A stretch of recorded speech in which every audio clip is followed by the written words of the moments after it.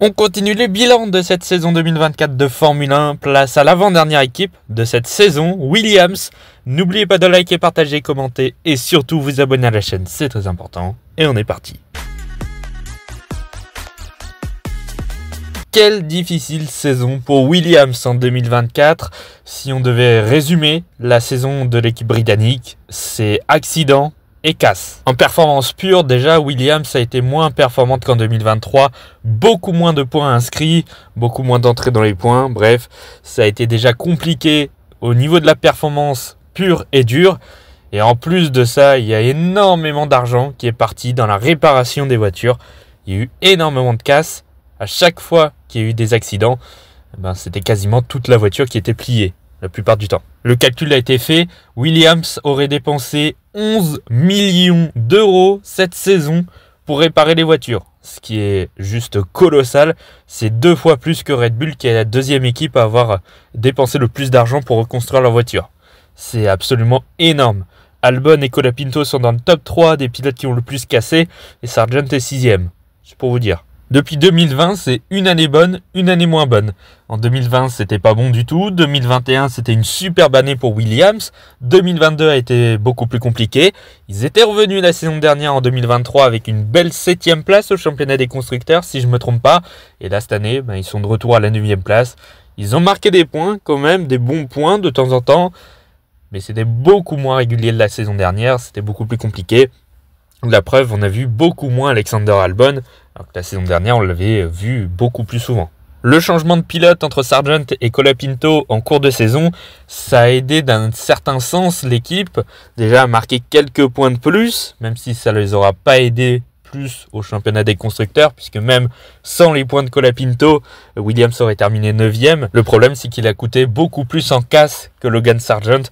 Donc bon, les calculs n'ont pas été terribles, même s'il a apporté sûrement un peu plus d'argent que l'américain, mais au global, c'est décevant pour Williams, pas que Colapinto, La performance pure a été décevante pour Williams, tout ce qui s'est passé, les mécaniciens cette année, ils n'en pouvaient plus, je crois qu'ils avaient hâte que ça se termine. Attention à Williams quand même en 2025, la saison prochaine, ils vont avoir 2 très bons pilotes avec Alexander Albon et Carlos Sainz. C'est pas tous les jours que Williams possède la même année 2 bons pilotes. D'habitude, ils ont un bon pilote qui apporte les résultats et un autre pilote qui apporte l'argent. Là, en 2025, si la voiture est performante l'année prochaine, il y a moyen de faire de belles choses.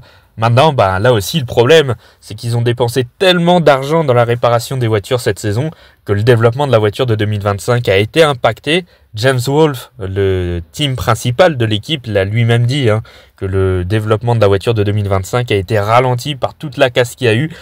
Donc l'année prochaine, ils vont avoir les pilotes. Mais est-ce qu'ils auront la voiture pour performer? Rien n'est moins sûr, malheureusement. Forcément, la performance de la voiture a impacté aussi la performance des pilotes. Alexander Albon, tout d'abord, qui a fait avec ce qu'il a pu. Alors, il y en a beaucoup qui le critiquent parce qu'il a été moins performant, que face à Colapinto, il n'a pas été si brillant que ça. Moi, personnellement, je dirais que sa saison, elle est bonne. Alors, elle n'est pas exceptionnelle. En 2023, elle était superbe, mais il avait aussi une meilleure voiture entre les mains, donc forcément, on pouvait le voir plus souvent dans les points. Cette année, il a marqué des points à 4 reprises, des 9e places en général, et une belle 7e place à Bakou, bien aidé aussi, on va se le dire, par l'accident entre Sainz et Perez. Mais bon, voilà, ça a marqué des points. Au final, le pilote thaïlandais termine à la 16e place au championnat des pilotes, 3 rangs en dessous de ce qu'il avait fait en 2023, mais c'est pas forcément comparable. Le seul problème dans sa saison, le gros point noir, c'est que lui aussi a coûté énormément d'argent en accident. Il a eu beaucoup d'accidents cette saison, que ce soit en qualif, que ce soit en course. On se rappelle de l'épisode de l'Australie par exemple, où il casse la voiture, je crois que c'est en essai libre, et du coup il doit prendre la voiture de Logan Sargent parce que sa voiture n'est pas réparée à temps. Ça avait fait beaucoup de bruit à ce moment-là. Mais le problème, c'est qu'il a continué à casser des voitures en cours de saison. Il est quand même le 2e pilote à avoir coûté le plus cher à son équipe en casse cette saison derrière Sergio Perez. Donc, dommage. C'est un gros point noir dans sa saison puisque du coup, ça va impacter le développement de la voiture en 2025 très certainement. Parce que sinon, le reste, c'est très correct. Bon, il a foudroyé encore une fois Logan Sargent, mais ça, c'est même pas une surprise. Il a marqué des points quand il pouvait, quand il avait la voiture. Il a également passé en Q3 à 7 reprises cette saison, ce qui est plutôt honorable honnêtement parce qu'il n'avait pas forcément la voiture. Il est très peu éliminé en Q1 aussi, c'est à noter quand même. Donc non, en perf pure, elle est bonne sa saison. Elle n'est pas excellente, mais elle n'est pas mauvaise non plus. Il n'a pas non plus éteint Franco Colapinto qui était pourtant rookie. Mais bon voilà, Alex Albon, il a confortablement gardé son statut de leader pour l'équipe. Il était devant Colapinto, même si c'était pas un énorme écart. Voilà, ça reste correct. Maintenant, en 2025, ça va être un tout autre challenge pour le pilote thaïlandais. Il va avoir Carlos Sainz à ses côtés, qui est un pilote expérimenté, qui vient d'un top team. Donc ça va être complètement autre chose que les derniers coéquipiers qu'il a eu entre Nicolas Latifi, Logan Sargent et Franco Colapinto. Carlos Sainz, ça va pas être la même et ça risque d'être beaucoup plus compliqué pour Alex Albon. Donc attention, maintenant il connaît l'équipe, il connaît la voiture. Ça devrait lui donner un avantage, mais maintenant en perf pure, Carlos Sainz, normalement, il est un petit peu devant Alex Albon quand même. Que dire sur Logan Sargent? Pas grand chose de plus que ce que j'avais dit lors du bilan de la mi-saison début août, si je ne me trompe pas. Après la pause estivale, après le Grand Prix de Belgique, Logan Sargent n'a participé qu'au Grand Prix des Pays-Bas. Un week-end où ça a été compliqué, je crois même qu'il casse la voiture en qualification ou un truc comme ça. Enfin, il foudroie sa voiture encore une fois. Et en course, il termine à une maigre 16e place, si je ne me trompe pas. Donc bon, voilà, il a terminé sa carrière en Formule 1 d'une bien mauvaise manière, mais c'est un peu à l'image de sa carrière en Formule 1, sa très courte carrière en Formule 1 qui avait démarré la saison dernière. Voilà, la première partie de saison était très mauvaise. Il n'y a pas grand chose à dire de Logan Sargent. Il a juste pas marqué de points cette saison. Il en avait marqué un seul la saison dernière aux États-Unis. Et encore, c'était avec 2 disqualifications devant lui. Donc non, bon, il s'est fait foudroyer par Alexander Albon. Donc son éviction était purement logique. Et pour plus de performance pour Williams, il était convenable de remplacer Logan Sargent. Au final, lui aussi a coûté quand même pas mal d'argent à Williams en casse. Comme je l'avais dit dans la partie sur Williams, il est quand même le 6e pilote à avoir coûté le plus cher, alors qu'il a fait qu'une demi-saison. Donc c'est un petit peu gênant, même si Colapinto finalement a coûté encore plus cher que lui, au final. Mais franchement, la performance était pas là. Il termine dernier au championnat, enfin devant Jack Doohan, mais bon, Doohan, il a fait qu'une course. Enfin bref, ça a été une saison calvaire, ça a été une carrière en Formule 1 calvaire. Voilà, il s'est retrouvé en Formule 1 parce qu'il était dans l'académie Williams et qu'il avait fait quelques bonnes choses aussi en Formule 2 et qu'il était le meilleur pilote de l'académie à ce moment-là. Mais on s'y attendait tous quand même que Sargent n'allait pas être brillant dans la catégorie reine et ça n'a pas manqué. L'année prochaine, ou en 2026, Sargent pourrait être en IndyCar. Ça devrait être son prochain défi aux États-Unis. Donc à voir ce que ça donnera pour lui la suite de sa carrière. Mais en tout cas, en Formule 1, c'est terminé pour lui.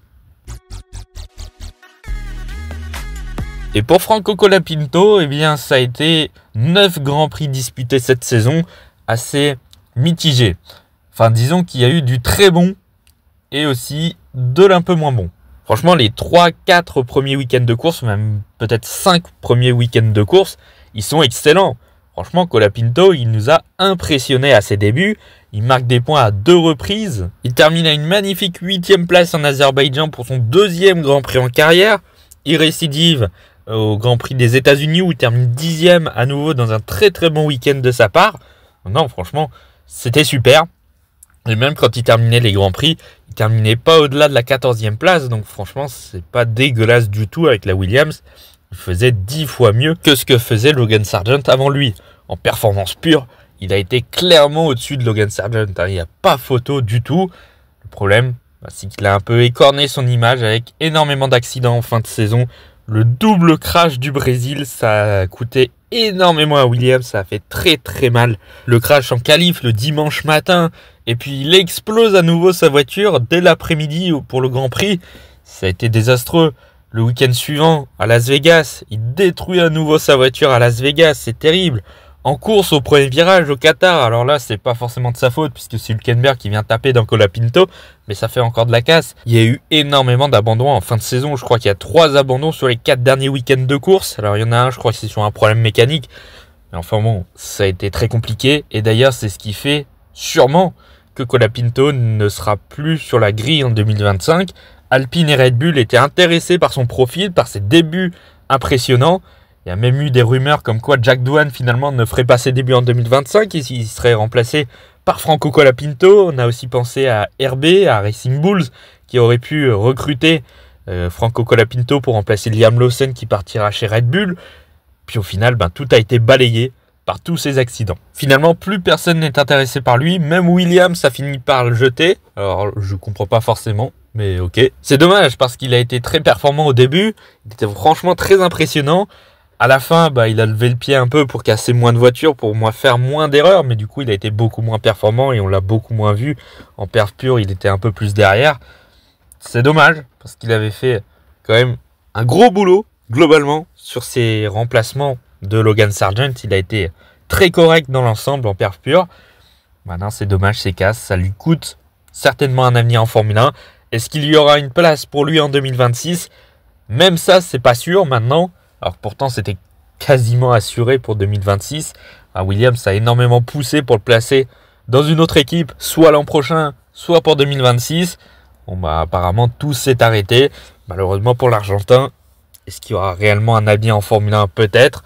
On ne sait pas. On ne sait même pas où il sera en 2025. Est-ce qu'il va retourner en Formule 2? Est-ce qu'il va faire autre chose? Pour le moment, on ne sait pas. Donc, ouais, dommage. La performance a été très bonne pour Franco Colapinto, mais il y a eu beaucoup de casses et ça lui coûte beaucoup. C'est dommage. Faut noter quand même, et ça va dans le sens qu'il a été performant quand même sur son remplacement, c'est que face à Alexander Albon, déjà il l'a battu de temps en temps en qualification, même en course, je crois, de temps en temps il l'a battu. Il était franchement pas très loin quand il était derrière Albon. L'écart était quand même assez faible pour un rookie qui venait de débarquer en cours de saison face à Alexander Albon qui commence à avoir quand même pas mal d'expérience et qui connaissait déjà pas mal la voiture. Franchement, c'était très honorable. Voilà, c'est la fin de cette vidéo. Merci d'avoir écouté jusque-là. N'oubliez pas de liker, partager, commenter et surtout vous abonner à la chaîne. C'est très important, comme d'habitude. Et nous, on se retrouve demain pour le dernier bilan de cette saison 2024 de Formule 1 avec la Lanterne Rouge, l'équipe suisse de Sauber. On se retrouve donc demain pour le dernier bilan. À demain.